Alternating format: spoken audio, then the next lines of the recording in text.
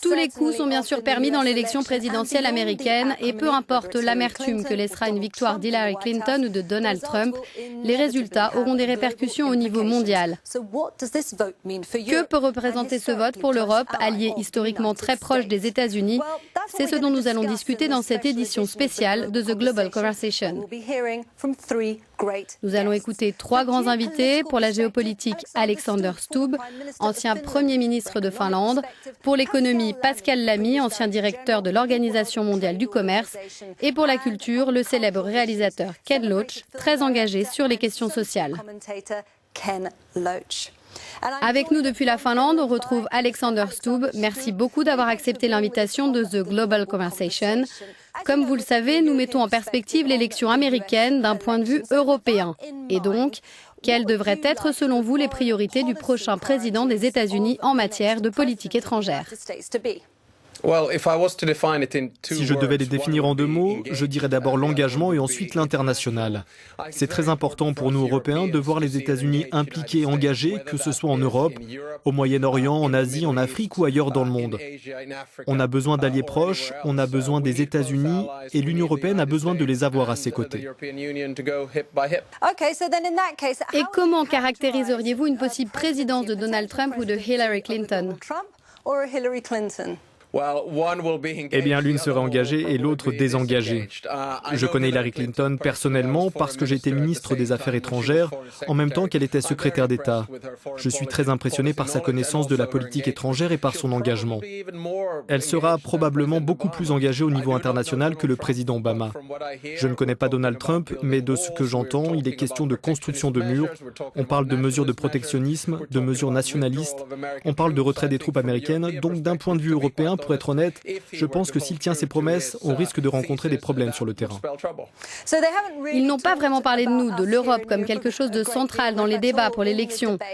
D'après vous, quelles pourraient être les relations de l'Europe avec les États-Unis?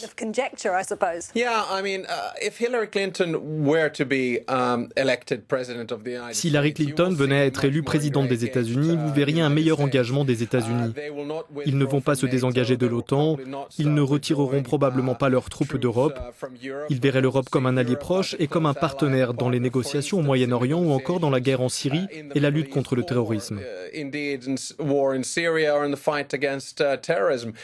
Si Donald Trump était choisi, je pense que ça serait un choc pour tout le système. Les Européens suivent de très près les élections aux États-Unis. Et je pense qu'il serait très effrayé par toute la rhétorique qu'il met en avant. On a déjà évidemment entendu des discours similaires en Europe, mais je pense que Donald Trump est ligué avec lui-même. Vous avez évoqué l'OTAN. Donald Trump a remis en question l'existence même de l'OTAN. Pensez-vous qu'il est donc important pour l'Europe de disposer de ses propres forces de défense?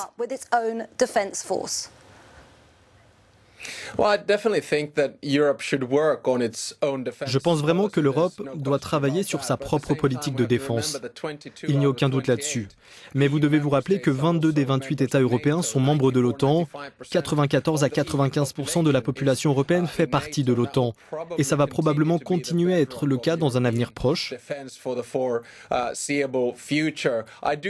Je comprends que les Américains en fassent un argument disant qu'il est peut-être temps de se retirer doucement de notre continent.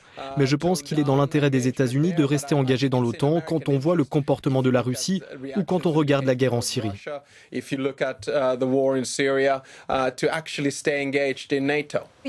Vous avez soulevé la question de la Russie qui est évidemment très importante pour la Finlande. Vous partagez une longue frontière avec la Russie. Les relations avec la Russie se sont dégradées. Est-ce que l'on doit, selon vous, repartir à zéro avec Moscou, avec le président Poutine ? Oui, évidemment, je pense qu'on était dans l'illusion de penser qu'entre 1991 et l'an 2000, la Russie allait devenir une démocratie normale et engagée au sein de la communauté internationale. Par la suite, on a vu que ce n'était pas le cas, notamment avec la guerre de 2008 en Géorgie. et plus particulièrement avec la crise en Ukraine. La Russie est revenue à la table de la communauté internationale avec son engagement en Syrie. Même si pour le moment nous condamnons fermement les actions du président Assad en Syrie, je pense que l'Occident, l'Europe, les États-Unis ont compris qu'on ne peut pas trouver de solution en Syrie sans l'engagement de la Russie. Je pense que plus vite on réinitialisera nos relations avec la Russie et on trouvera un accord, mieux ça sera. Mais en même temps, je crois que notre politique étrangère doit être fondée sur des principes. Pensez-vous que Hillary Clinton soit capable d'appuyer sur le bouton pour remettre à zéro des relations avec la Russie? Elle a déjà essayé il y a quelques années. D'autre part, Donald Trump dit qu'il a de très bonnes relations avec Poutine. Que ça soit vrai ou non, peut-être qu'il est le mieux placé pour négocier ou renégocier cette relation?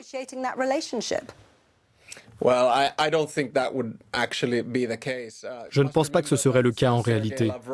Vous devez vous souvenir que Sergueï Lavrov, le ministre russe des Affaires étrangères, était ministre des Affaires étrangères au même moment qu'Hillary Clinton était secrétaire d'État, donc ils se connaissent très bien l'un et l'autre.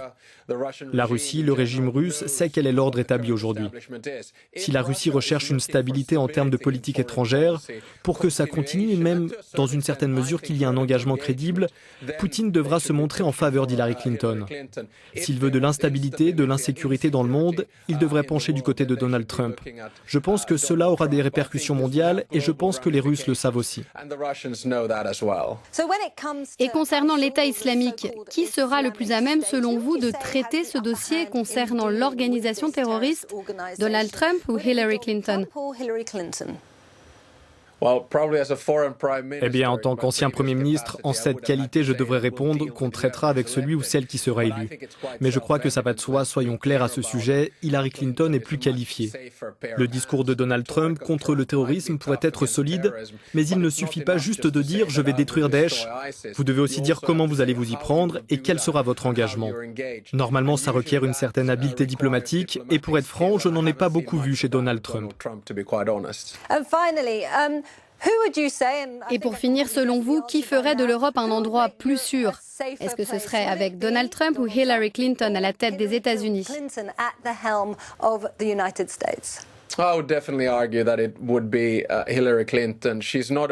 J'aimerais vous soutenir que ça serait Hillary Clinton.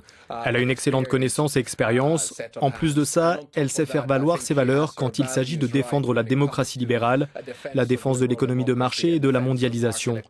Donc si je le pouvais, je voterais pour Hillary Clinton. Mais ce ne sont pas mes affaires et je ne veux pas influencer qui que ce soit. C'est au peuple américain de choisir. It's not my business. I will be influenced by it. It is the American people who decide. Thank you very much for being with us. Thanks. En ce qui concerne l'économie, on a tous déjà entendu cette expression « quand l'Amérique éternue, le reste du monde s'enrhume ». C'est certainement vrai pour l'Europe, comme l'histoire récente nous l'a si bien rappelé. Pour évoquer l'impact économique de ce vote pour l'Europe, je me suis rendue à Paris pour rencontrer Pascal Lamy, l'ancien responsable de l'OMC. Pascal Lamy, merci d'être avec nous dans The Global Conversation. On dit souvent que les élections se gagnent ou se perdent sur les questions économiques. Quand on voit Donald Trump et Hillary Clinton, on ne peut pas dire qu'ils soient d'accord sur grand-chose, mais ils partagent ce scepticisme sur la mondialisation. Quel que soit le prochain locataire de la Maison-Blanche, pensez-vous que nous allons entrer dans une nouvelle phase de protectionnisme?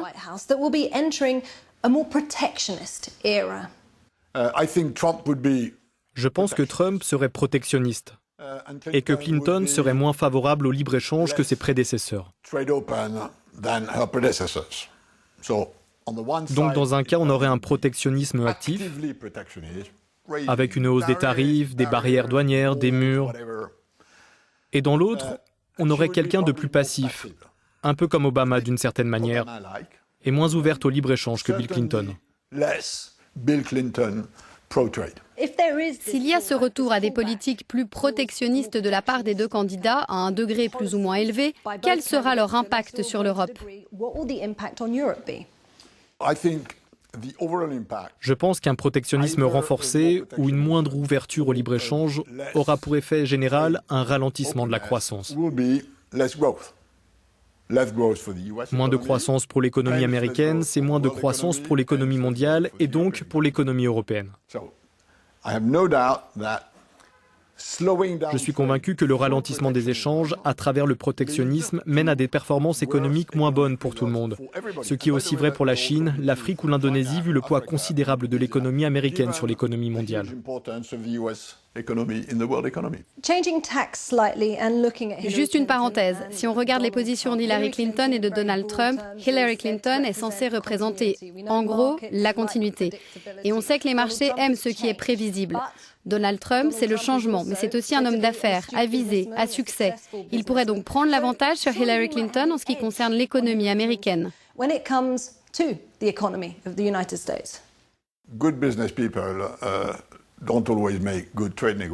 Les hommes d'affaires brillants ne font pas forcément de bons négociateurs, et inversement.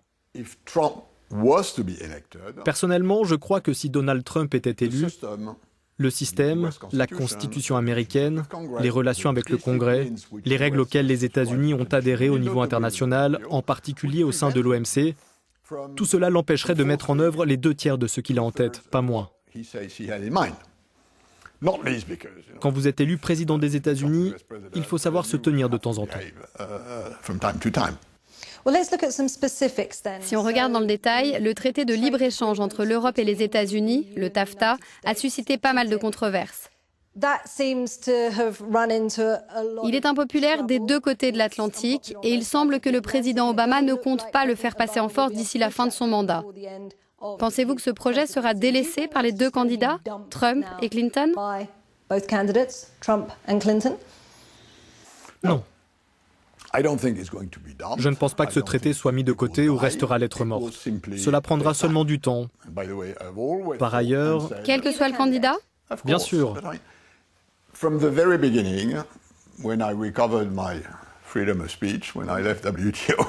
Dès que j'ai retrouvé ma liberté de parole, lorsque j'ai quitté l'OMC en 2013, j'ai dit que ceux qui croyaient que le projet pourrait se faire à toute vitesse rêvaient tout haut.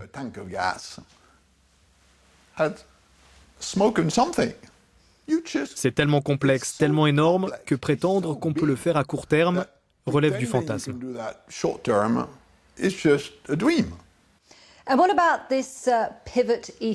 Et qu'en est-il du virage asiatique? Quand Hillary Clinton était secrétaire d'État, elle faisait partie de ceux qui ont défendu cette ouverture des échanges vers l'Asie, vers la Chine, ce qui, pour certains, a été vu comme une façon de tourner le dos à l'Europe.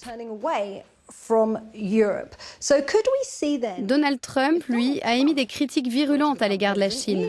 S'il est élu président, cela pourrait-il bénéficier à l'Europe au final?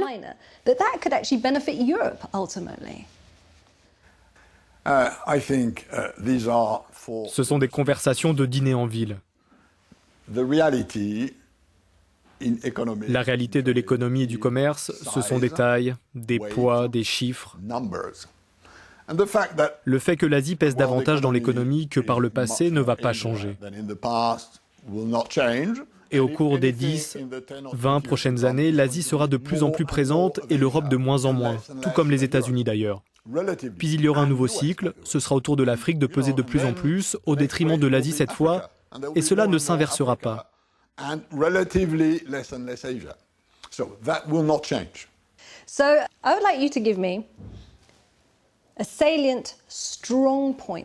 J'aimerais que vous me donniez un argument clé en matière de politique économique qui vous ferait choisir Donald Trump ou Hillary Clinton si vous deviez voter aux États-Unis.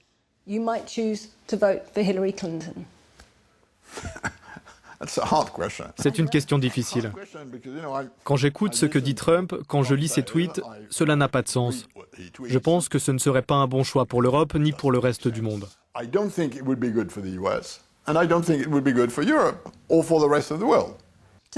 Il n'y a donc rien, pas une idée de valable. C'est de l'économie réalité, comme vous avez de la télé-réalité. C'est un autre monde fantasmé, mais ce n'est pas la réalité. Je pense qu'Hillary Clinton est bien plus connectée au monde réel. Il n'y a pas de doute pour l'Europe, le monde entier, les États-Unis. Avec elle, la situation serait entre de bonnes mains. Thank you very much. My pleasure. Always a pleasure. Good. Ken Loach est un célèbre réalisateur de cinéma. Il a gagné de nombreux prix pour ses films qui critiquent durement la société. Des films souvent tournés avec un réalisme dur sur des thèmes comme la pauvreté ou les inégalités. Des thèmes pertinents des deux côtés de l'Atlantique. Ma collègue, Effie Koutso-Costa, s'est entretenue avec Ken Loach à Bruxelles lors du 10e anniversaire du prix Lux. Monsieur Loach, merci d'être avec nous dans The Global Conversation. Votre dernier film, Moi, Daniel Blake, parle du combat d'un homme pour faire valoir ses droits à la protection sociale. Pourquoi avoir choisi ce sujet maintenant et dans quelle mesure reflète-t-il la réalité en Europe et aux États-Unis?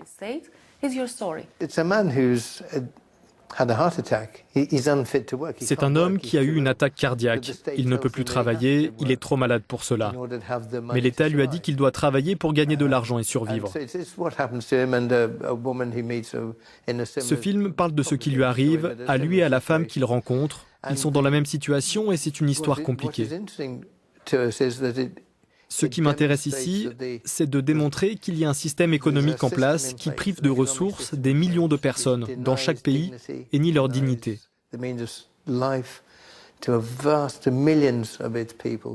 Le chômage de masse et le sous-emploi de masse font que les gens ont besoin de l'aide de l'État, même s'ils travaillent, vu les bas niveaux de salaire. Ou parfois, ils ne travaillent que 2 jours par semaine. On est donc pris dans une spirale économique qui ne marche pas. Diriez-vous que ce système a atteint ses limites pour la frange la plus pauvre de la société? Qui sait jusqu'où ils peuvent entraîner les gens? Ils continuent de les mettre à terre. C'est ce qu'on appelle le néolibéralisme, non? Cela a détruit la Grèce et la vie de nombreuses personnes. Alors que les affaires des grandes entreprises ne sont pas régulées et qu'on assiste à des inégalités grotesques.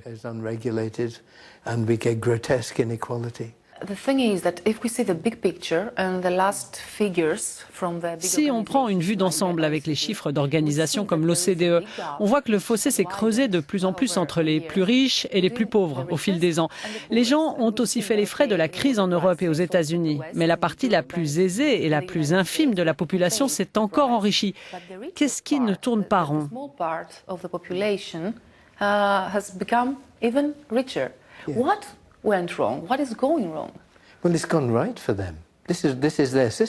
Mais ça va bien pour eux. C'est leur système, c'est ce qu'ils veulent. C'est la logique des multinationales au pouvoir illimité.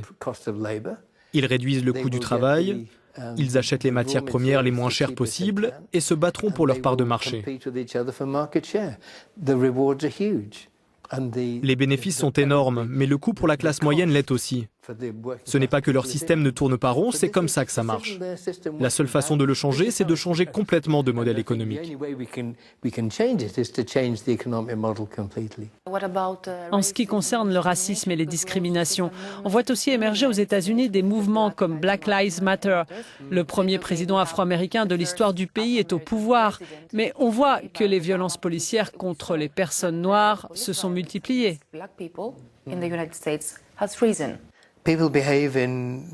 Les gens adoptent des comportements racistes et le racisme s'enracine quand les gens sont désespérés. La générosité et la solidarité viennent quand les gens sont forts. Ils disent que la générosité est une force à partager. Ils sont généreux, tolérants les uns avec les autres et travaillent ensemble lorsqu'il y a de la confiance, quand ils se sentent en sécurité et ne sont pas inquiets pour leur avenir. Il faut donc un système économique qui garantisse cette sécurité. Notre tendance spontanée, c'est de vivre en bon voisin, non? Si vous avez besoin d'une bouteille de lait, vous venez frapper à la porte et je vous dépanne.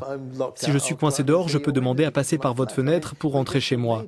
Ce sont des rapports de bon voisinage. Mais quand vous êtes en colère et que vous êtes exclu et que vous avez des problèmes, alors la générosité se tarit. Les élections américaines auront lieu d'ici quelques jours.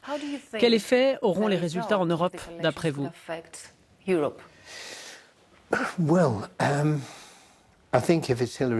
Si c'est Hillary Clinton qui est élue, cela continuera comme avant. Ce sera le statu quo. Un gouvernement résolument libéral.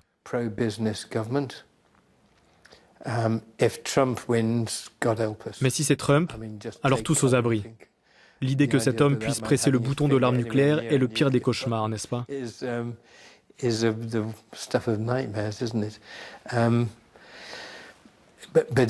Et si Clinton l'emporte, ce sera quand même une mauvaise nouvelle, car elle défendra les intérêts des capitaux américains. Okay, Mr. Loach, many thanks for being with us. Okay, thank you. C'est ainsi que s'achève notre émission. Merci beaucoup de nous avoir regardés. The Global Conversation revient bientôt. Et en attendant, vous pouvez nous suivre sur les réseaux sociaux.